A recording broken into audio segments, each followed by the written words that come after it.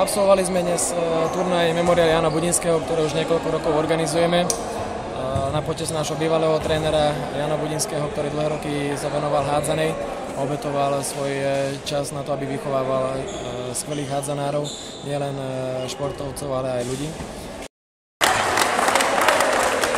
Týmto malým turnajkom pre žiakov sa snažíme nejakým spôsobom odvďačiť za tú robotu, ktorú odviedol v našom klube.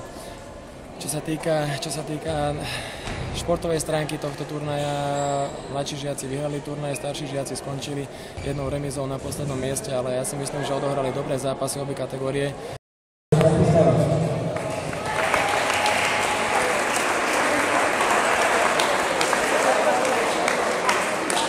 Mladší žiaci boli úspešnejší, to je pravda, ale ešte raz obidva kategórie hrali vyrovnané zápasy s dobrými súpermi a asi to je to najpodstatnejšie, že každý zápas museli sa vložiť do toho na 100%, aby ten výkon bol z našej strany akceptovateľný a taký, ako chceme hrať. Víťazom dnešného turnaja na Despešák domácej družstva SKP Bratislava.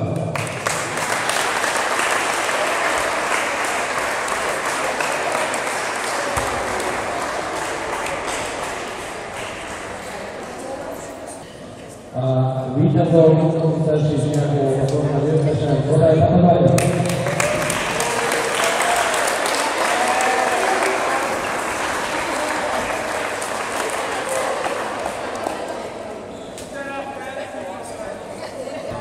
Takisto musím poďakovať aj rodine Budinskej, takisto aj SKP Bratislava, že dokázali sme tento turnaj zorganizovať a nie v poslednom rade našim rodičom, ktorí opäť pripravili skvelé podmienky na turnaj.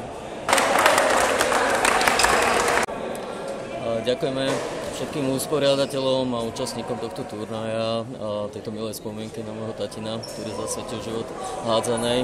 Bolo to krásne podujatie s peknou medzinárodnou účasťou, s krásnymi výkonmi športovými a tešíme sa na ďalšie ročníky.